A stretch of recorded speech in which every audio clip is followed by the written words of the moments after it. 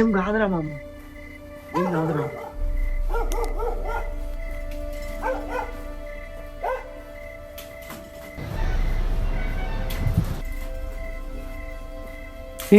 ఏమైంది అట్లున్నారు?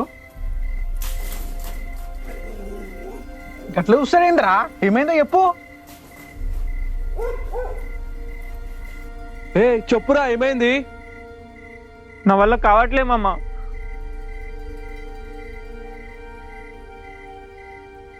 ఇవాళ civil exams results రా. ఈసారి కూడా ఫెయిల్ అయ్యాను.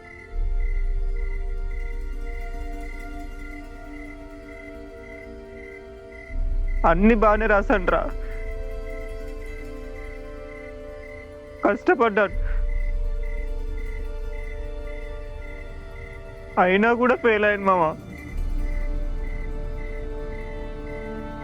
గా ఎగ్జామ్లో గట్లనే ఉంటాయిరా. నేను చదివే ప్యాటర్న్ బాగాలేదా, లేకపోతే నేను అర్హుడిని కానా అనే డౌట్ వస్తుందిరా.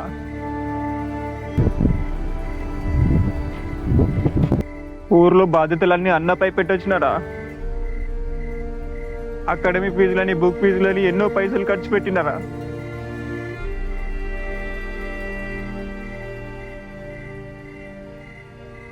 ఈ అకాడమీలు మనల్ని మోసం చేస్తున్నాయిరా. క్లాస్లో ఒకటి చెప్పి ఎగ్జామ్ వాళ్ళు అన్ప్రెడిక్టబుల్ క్వశ్చన్స్ ఇస్తున్నారు.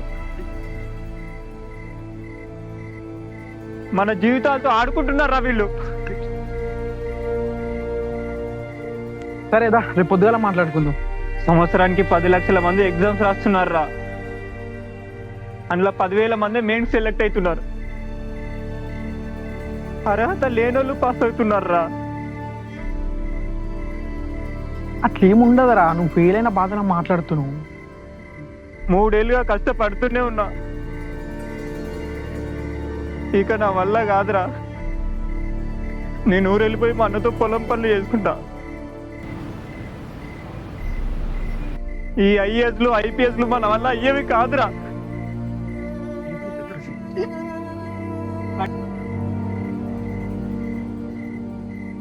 ఇవాళ ఊరు నుంచి అన్న వస్తా అన్నాడు.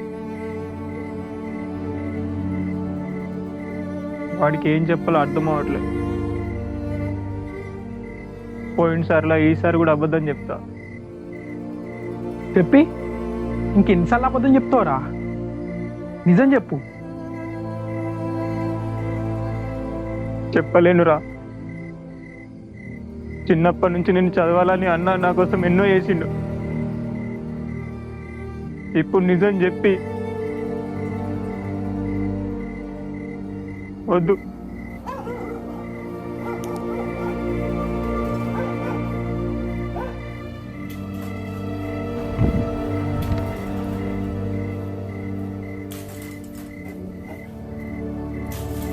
రేయ్ ఏమైందిరా? కింద లేవు, నీకోసం అప్పటి నుంచి వెయిట్ చేస్తున్నా.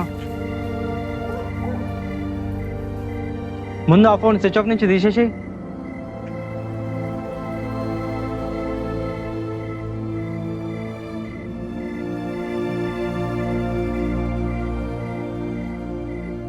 రేయ్ ఏమైందిరా ఇట్లా సైలెంట్గా ఉన్నారు?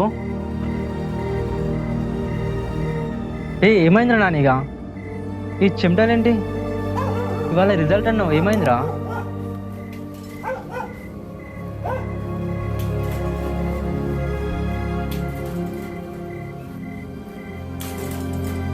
ఇప్పుడు చెప్పాలన్నా. చెప్పురా. ఫెయిలైనా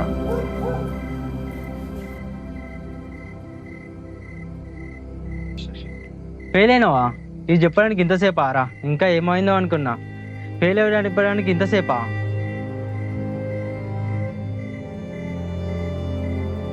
నీ అవ్వ ఇంకోసారి రాసుకో.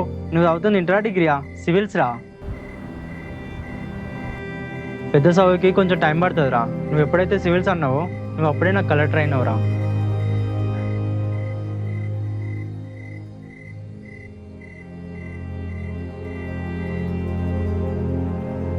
మీ ఇంట్లో కూడా ఇలాంటి అబ్బాయి కానీ అమ్మాయి కానీ ఉండే ఉంటారు, కానీ ఉన్నవారిని మనం ఎప్పుడు పట్టించుకోము. ఈ చిత్రంలో ప్రధాన పాత్రకు నేను ఏ పేరు పెట్టలేదు, ఎందుకంటే అలాంటి పరిస్థితిలో కోట్లాది మంది ఉన్నారు. వారిలో ఎవరి పేరు పెట్టను? ఉద్యోగం లేక ఇంకా పుస్తకాలే పట్టుకొని ఉన్నారని మనం అనుకుంటాం, కానీ వారి బాధ, వారి పోరాటం మనకు కనిపించదు. 24 గంటల్లో 80% సమయాన్ని చదువుకే అంకితం చేస్తారు.